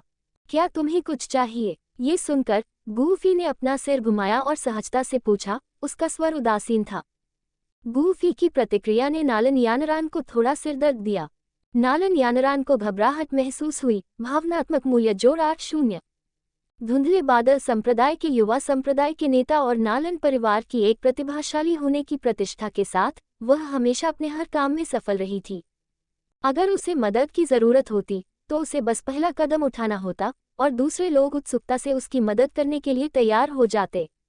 इतने सालों में गूफी उसके साथ इतना ठंडा व्यवहार करने वाला पहला व्यक्ति था। मैं आपकी मदद मांगना चाहता हूँ। आमतौर पर नालन यानरान अब तक अधीरता से चले गए होते, लेकिन गूफी ही एकमात्र व्यक्ति था जिसे वह जानती थी कि वह नालन जी को बचा सकता है, इसलिए वह हार नहीं मान सकती थी। गूफी की उदासीन प्रतिक्रिया के बावजूद उसने अपना संयम बनाए रखते हुए मुस्कुराकर बात की। उसे पहले कभी किसी की मदद लेने के लिए इतनी मेहनत नहीं करनी पड़ी थी, खासकर जियामा साम्राज्य में अपनी ही उम्र के किसी व्यक्ति की मदद लेने के लिए नहीं। मिस नालन, शायद भोज के बाद इन मामलों पर चर्चा करना बेहतर होगा। हम यंग मास्टर गूफी के मूड को खराब नहीं करना चाहेंगे। उसी समय एक नर्म आकर्षक आवाज ने बीच में टोका। ये याफी थी जो हाथ में शराब का गिलास लेकर आई थी।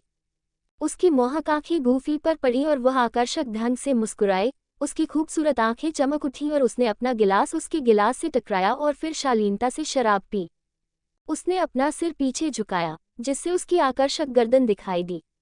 गूफी ने मुस्कुराते हुए टोस्ट में शामिल होकर अपने गिलास में शराब पी। दूसरी तरफ साम्राज्य की राजकुमारी याओ ये भी हाथ में शराब का गिलास लेकर गूफी के पास पहुंची। युवा गुरु, याओ ये आपको टोस्ट करती है। याओ ये की सुंदर और गरिमा में चेहरे से एक महान आभा झलक रही थी। उसके लाल होंठ मुस्कुराहट में मुड़े हुए थे। दिखने में वह किसी भी तरह से याफी से कम नहीं थी। गूफी के इर्द गिर्द इतने सारे लोगों को देखकर नालन यानरान एक पल के लिए झिझकी। उसे ये भी एहसास हुआ कि वह गूफी को नहीं जानती थी और अब मदद मांगने का सही समय नहीं लग रहा था। इसलिए उसने पहले उससे घुलने मिलने और उसे बेहतर तरीके से जानने का फैसला किया। राजधानी की ये जानी मानी महिलाएं आमतौर पर अलग थलग रहती थीं, लेकिन आज रात वे सभी सक्रिय रूप से गूफी के पास आ रही थीं। यहाँ तक कि राजकुमारी याओ ये और नालन यानरान भी अपवाद नहीं थी। गूफी से कुछ ही दूरी पर ज़ियाओ जियान ने इन महिलाओं के व्यवहार को देखा और तुरंत इस भोज में आने पर पछतावा किया। वह थोड़ा उदास हो गई, निराश महसूस कर रही थी क्योंकि वह गूफी के चारों ओर सुंदरियों को देख रही थी जबकि वह रात के आसमान को देख रही थी। जियो यक्सियन को पछतावा हो रहा है। भावनात्मक मूल्य जोड़ 1-0 बैंक्वेट हॉल के बाहर युन ने चुपचाप दृश्य देखा लेकिन पास जाने की इच्छा का विरोध किया। वह जानती थी कि गूफी से बड़ी होने के नाते अगर वह छोटी महिलाओं की तरह व्यवहार करती है तो ये केवल उपहास को आमंत्रित करेगा। जल्द ही नालन यान भागते हुए थोड़ा ज्यादा पी लेने के कारण उसका चेहरा थोड़ा लाल हो गया। इस समय वह गूफी के बगल में खड़ी थी। उसकी आंखें कुछ हद तक सपनों से भरी हुई थीं जब वह उसे देख रही थी। अचानक उसने हाथ बढ़ाया और गूफी का हाथ पकड़ लिया। युवा मास्टर गूफी, मैंने अपने शिक्षक से सुना है कि आपके पास एक स्वर्गीय ज्वाला है। क्या आप कृपया मेरे दादाजी को बचा सकते हैं? वह लंबे समय से विष से पीड़ित हैं और यदि उन्हें जल्द ही उपचार नहीं मिला तो वे अधिक समय तक जीवित नहीं रह पाएंगे। अपने दादाजी के बारे में बात करते हुए नालन यानरान के चेहरे पर उदासी दिखाई दी और उसने गूफी की कलाई को थोड़ा और कसकर पकड़ लिया। लेकिन जल्द ही उसे एहसास हुआ कि उसकी हरकतें अनुचित थीं। वह शर्मा गई और जल्दी से गूफी का हाथ छोड़ दिया। जीवन और मृत्यु स्वाभाविक हैं। मैं आपके दादाजी से संबंधित नहीं हूँ, इसलिए मैं उन्हें क्यों बचाऊं? गूफी नालन यानरान की पहचान जानती थी और जानती थी कि नालन जी किस तरह का व्यक्ति था। वह इसमें शामिल नहीं होना चाहता था, इसलिए उसने अपना सिर हिलाया और मना कर दिया। नालन यानरान को घबराहट महसूस हुई। भावनात्मक मूल्य जोड़ 8-0। युवा मास्टर गूफी, जब तक आप मदद करने के लिए तैयार हैं, मैं कोई भी इनाम देने के लिए तैयार हूँ। नालन यानरान घबरा गई। उसकी आंखें झपक रही थीं क्योंकि उसने जल्दी से एक प्रस्ताव दिया, लेकिन जबकि ये दूसरों को लुभाने वाला हो सकता था, गूफी को इसे स्वीकार करने में कोई दिलचस्पी नहीं थी। क्षमा करें, मुझे कोई दिलचस्पी नहीं है। उसने एक पल के लिए नालन यानरान को देखा और फिर से अपना सिर हिलाया, उसे मना कर दिया। अध्याय 61। क्या आपको लगता है कि आप अपने चरम से आगे निकल चुके हैं? गूफी ने बेरहमी से उसके अनुरोध को बार बार अस्वीकार कर दिया। इस बिंदु पर सबसे मोटी चमड़ी वाला व्यक्ति भी शर्मिंदा महसूस करेगा। नालन यानरान, जो शुरू में कभी भी सबसे शांत नहीं थी, ने अपने होंठ काटे, अपने आसपास के परिचित चेहरों की निगाहों के नीचे बहुत असहज महसूस किया। नालन यानरान असहज महसूस करती है, भावना मूल्य जोड़ 80। हालांकि गूफी उसके दादा को बचाने की उसकी एकमात्र उम्मीद थी। वह उसके साथ अपना आपा नहीं खो सकती थी, इसलिए उसने बस उसे एक दयनीय भाव से देखा। लेकिन गूफी बेफिक्र रहा। उसका चेहरा शांत था क्योंकि वह अपने आसपास के लोगों के साथ बातचीत और हंसी जारी रखता था। उसने उसे एक और नज़र भी नहीं बख्शी। पूरी तरह से नज़रअंदाज किए जाने का एहसास करते हुए नालन यानरान अब बहुत शर्मिंदा, हताशा में अपना चेहरा सिकोड़ लिया और जल्दी से भोजकक्ष से भाग गई। यून यून अभी भी अपनी जगह पर चुपचाप बैठी थी, एक भी मांसपेशी नहीं हिलाई। उसने धीरे से अपने गिलास में लाल रंग की शराब घुमाई। उसका शांत और नाजुक चेहरा लाल तरल के प्रतिबिंब में और भी अधिक लाल दिखाई दे रहा था। नालन यानरान एक तितली की तरह फड़फड़ाती हुई आई और सीधे यून यून की बाहों में गिर गई। उसने अपना लाल चेहरा उठाया, आंखें थोड़ी लाल हो गईं और अपने होठों को कसकर एक साथ दबाए हुए वह पूरी तरह से दुखी दिख रही थी। मास्टर, चाहे मैं खुद को कितना भी विनम्र बना लूं, युवा मास्टर गूफी ने मदद करने से इनकार कर दिया। मुझे क्या करना चाहिए? उसने निराशा से भरी आंखों से बड़बड़ाते हुए कहा। नालन यानरान को ऐसी हालत में देखकर यून यून को गहरा दुख हुआ। उसने एक गहरी सांस ली, धीरे धीरे सांस छोड़ी और एक निर्णय लिया। यून यून ने अपने शिष्य के लिए गुरु के रूप में अपना कर्तव्य निभाते हुए गूफी से व्यक्तिगत रूप से पूछने का संकल्प लिया। भोज में जैसे ही मेहमान पेय का आदान प्रदान कर रहे थे, शाही राजधानी के ऊपर आसमान में अचानक एक लड़ाई छिड़ गई। गूफी ने चारों ओर देखा और देखा कि जिया जिंग तियान बहुत पहले गायब हो गया था। एक पल के लिए सोचने के बाद उसे एहसास हुआ कि जिया जिंग तियान ने शायद ये पता लगा लिया था कि हाई बोडोंग अभी भी जीवित है और उससे लड़ने का विरोध नहीं कर सकता। अंधेरे रात के आसमान में उल्काओं की तरह प्रकाश की कई किरणें दिखाई दी। हर कोई भीषण लड़ाई की ओर आकर्षित हुआ और देखने गया। ऐसा लग रहा था कि लड़ाई शाही मकबरे के पास हो रही थी, जो आमतौर पर राजधानी का एक सुनसान इलाका होता है। फिर भी आज रात यह अचानक दो सम्राट विशेषज्ञों के लिए युद्ध का मैदान बन गया था। आसमान में प्रकाश के दो विशाल गोले, एक सफेद और एक पीला, भयानक आभा उत्सर्जित कर रहे थे। इन प्रकाश के गोले के भीतर दो आकृतियों की आकृतियां एक दूसरे से टकराती हुई देखी जा सकती थी। हर बार जब प्रकाश के गोले टकराते थे तो ऊर्जा की एक भयंकर लहर बाहर की ओर उठती थी, जो मकबरे के ऊपर की अंधेरी रात को दिन के समान उज्ज्वल दृश्य में बदल देती थी। सफेद प्रकाश के गोले में अविश्वसनीय रूप से ठंडी आभा थी, जो ऊर्जा के हर उछाल के साथ हवा में नमी को ठोस बर्फ में बदल देती थी। इसके विपरीत पीले प्रकाश के गोले में पृथ्वी के समान ही ठोसता और स्थिरता का भाव था। हाँ, बर्फ के बूढ़े आदमी, मुझे उम्मीद नहीं थी कि इतने सालों के बाद तुम्हारी शक्ति वास्तव में कम हो जाएगी। पहले के दिनों में तुम्हारे बर्फ के हमले कुछ ऐसे थे जिनसे मुझे डर लगता था, लेकिन अब वे अपनी बहुत सी धार खो चुके हैं। एक और भयंकर टकराव के बाद पीले प्रकाश के गोले के भीतर से एक ऊंची बुजुर्ग आवाज हंसी। हम बूढ़े राक्षस, तुमने भी इतने सालों में कोई खास प्रगति नहीं की है। तुम्हारी उम्र को देखते हुए ऐसा लगता है कि तुम्हारा समय खत्म हो रहा है। अगर तुम जल्दी ही आगे नहीं बढ़े तो तुम्हारी जिंदगी अपनी सीमा तक पहुंच जाएगी। जब ऐसा होगा तो तुम्हारी सुरक्षा के बिना जियामा शाही परिवार अब इतना सहज नहीं रहेगा। सफेद रोशनी वाले गोले में मौजूद आकृति ने ठंडे स्वर में जवाब दिया। क्या ये बर्फ सम्राट हो सकता है? भीड़ में से किसी ने जियामा साम्राज्य के इस कभी प्रसिद्ध व्यक्ति का जिक्र किया, जिससे सभी लोग डर गए। नहीं, उसने उम्मीद की थी कि बर्फ सम्राट, जिसे लंबे समय से मृत माना जाता था, न केवल जीवित होगा बल्कि जिया लाओ के साथ बराबरी से लड़ सकेगा।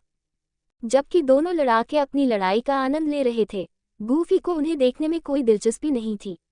ये देखकर कि अधिकांश मेहमान पहले ही जा चुके थे, वह लिटिल फेरी डॉक्टर और किंगलिन को वापस महल में ले गया। उसने लिटिल फेरी डॉक्टर के उदास मूड को पहले ही देख लिया था, इसलिए उसने भोज को जल्दी छोड़ने का फैसला किया।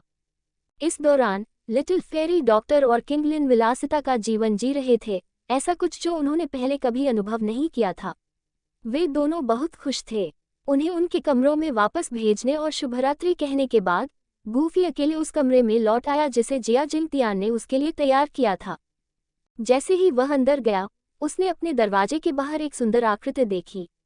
अंदर आओ, उसने कहा। अपनी आत्मा की भावना से गूफी ने पहले ही पूरे महल को घेर लिया था, इसलिए वह जानता था कि कोई उसका पीछा कर रहा है और वह यून यून था। उसके हाथ की एक लहर के साथ दरवाजा अपने आप खुल गया। गूफी, हम फिर मिलेंगे। मुझे उम्मीद नहीं थी कि मैं तुम्हें शाही राजधानी में देख पाऊंगी, यून यून ने कहा जब वह दरवाजे पर खड़ी थी, अभी भी सुरुचिपूर्ण शाम का गाउन पहने हुए थी जिससे वह कुलीन और आकर्षक दोनों दिख रही थी। उसने गूफी को एक जटिल भाव से देखा। तुमने मुझे पहले भोज में देखा था, है न? तुम नमस्ते कहने क्यों नहीं आई? या तुम्हें लगता है कि हमारा परिचय कुछ ऐसा है जिस पर हमें शर्म आनी चाहिए? गूफी ने यून यून को देखते हुए चिढ़ाते हुए कहा। उसे पहले ही सिस्टम नोटिफिकेशन मिल चुका था और उसने भोज हॉल के बाहर यून यून की उपस्थिति को महसूस किया था। हालांकि यह महिला अकेले शराब पी रही थी, अंदर आकर उसका अभिवादन करने को तैयार नहीं थी। यून यून घबराई हुई महसूस करती है। भावना मूल्य जोड़ 100। नहीं, मुझे लगा कि यही युवा लोगों की सभा है, यून यून ने समझाया। उसके गाल थोड़े लाल हो गए क्योंकि वह स्पष्ट करने के लिए हड़बड़ा रही थी, आश्चर्यचकित थी कि गूफी ने उसे देख लिया था। क्यों, संप्रदाय नेता यून यून, क्या आपको लगता है कि आप अपने चरम से आगे निकल चुके हैं? गूफी ने एक भान उठाए, उसके होठों पर एक हल्की मुस्कान खेल रही थी क्योंकि वह मजाक करना जारी रखता था। गूफी, क्या आप वास्तव में ऐसा सोचते हैं? यून यून निराश महसूस करती है। भावना मूल्य जोड़ 100। यून यून की अभिव्यक्ति फीकी पड़ गई, उसकी आमतौर पर गर्म आंखों में उदासी का एक स्पर्श दिखाई दिया। ये स्पष्ट था कि वह गूफी की राय की बहुत परवाह करती थी। हे, मैं बस मजाक कर रहा था। उसे अपनी बातों को गंभीरता से लेते हुए देखकर गूफी ने जल्दी से मुस्कुराते हुए समझाया, वे युवा लड़कियां आपकी तुलना कैसे कर सकती हैं? मेरी नज़र में आपकी सुंदरता और शालीनता चांद पर उतरने वाले एक दिव्य प्राणी की तरह है। और यह सच था। यून यून का अनुभव और संतुलन उन युवा लड़कियों से कहीं बेहतर था। हर बार जब वह दिखाई देती थी तो वह स्वाभाविक रूप से जो परिपक्वता और लालित्य दिखाती थी, वह हर किसी का ध्यान आकर्षित कर लेती थी। यून यून को शर्मिंदगी और शर्म दोनों महसूस होती है। इमोशन वैल्यू जोड़ 100। ये कहने के बाद गूफी ने आगे कहा, तुम यहाँ नालन यानरान की वजह से हो, है न? पहले के मजाक और गूफी की तारीफ से मिली-जुली भावनाएं महसूस करते हुए यून यून ने हल्के से अपने होंठ काटे और झिझकते हुए नाराजगी के भाव से उसकी ओर देखा। गूफी, कृपया यानरान की मदद करो। मुझे पता है कि तुमने मेरी पहले ही बहुत मदद की है और मुझे पता है कि यह अनुरोध अत्यधिक है, लेकिन अगर यानरान के दादा मर जाते हैं तो वह तबाह हो जाएगी। उसने यानरान को बड़ा होते देखा था और वास्तव में उसके लिए सबसे अच्छा चाहती थी। यानरान को इतना टूटा हुआ देखकर यून यून इसे बर्दाश्त नहीं कर सकी।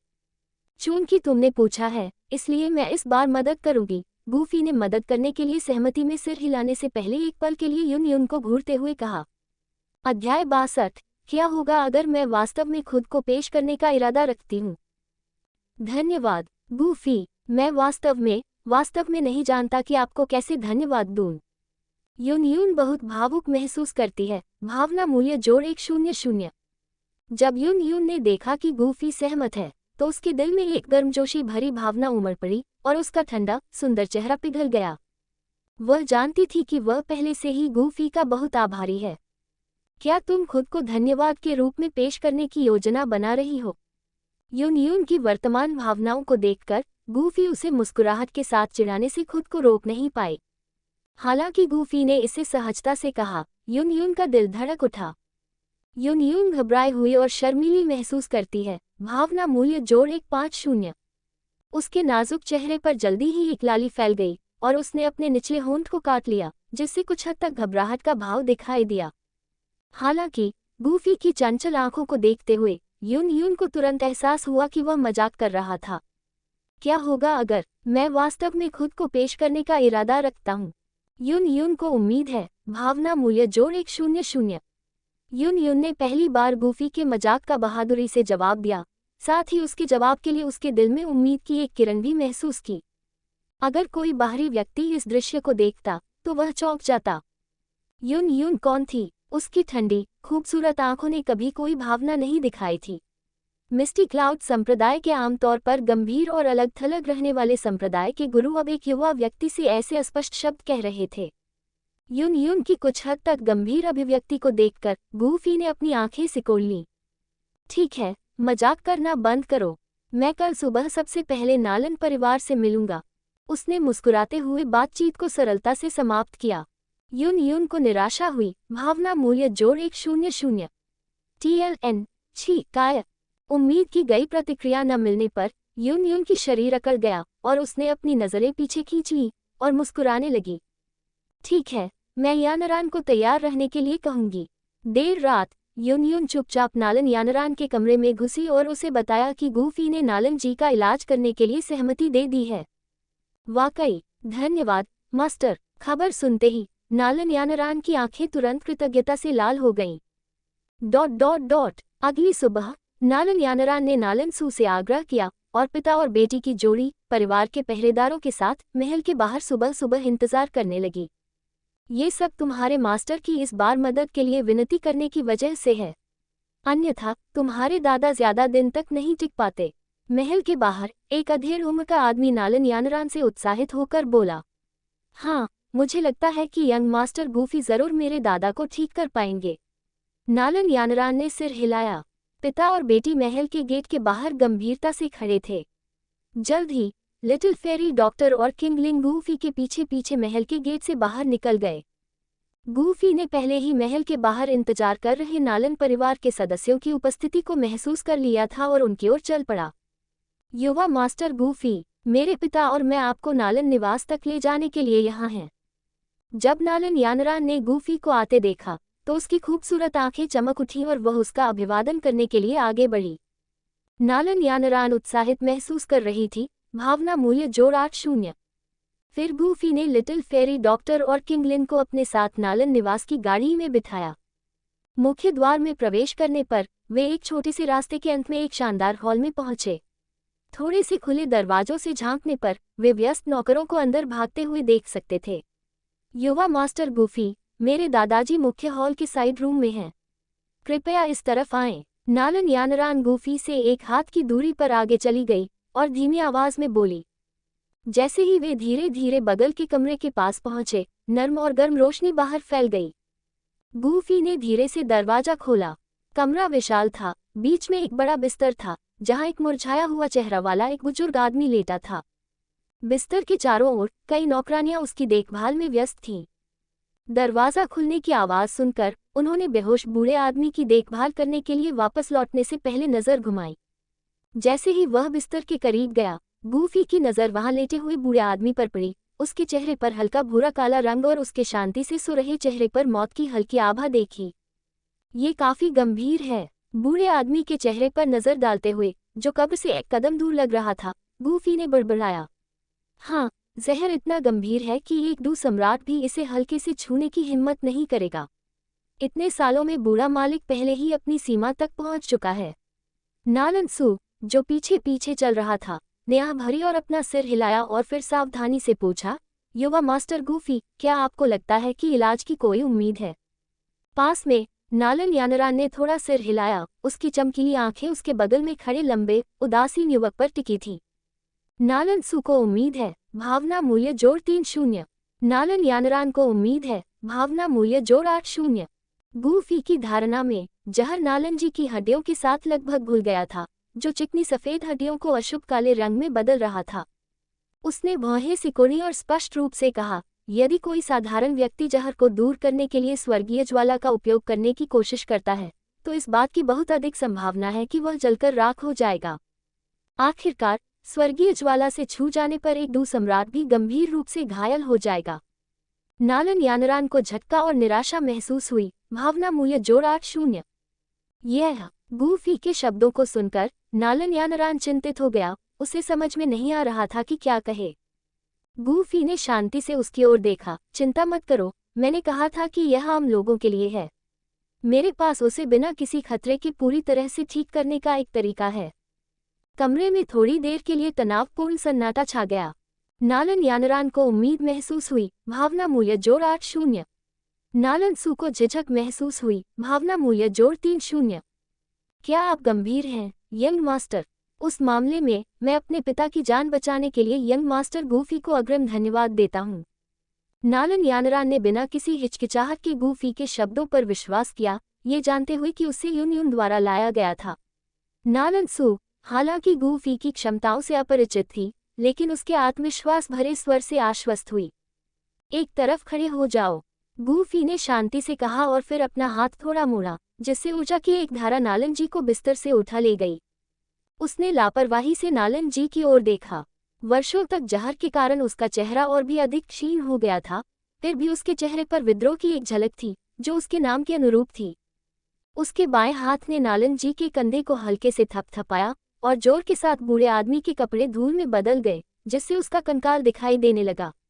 इस क्षीण शरीर को देखते हुए गूफी की अभिव्यक्ति अपरिवर्तित रही, जबकि पास में खड़ी नालन यानरान की आंखों में पहले से ही आंसू बह रहे थे।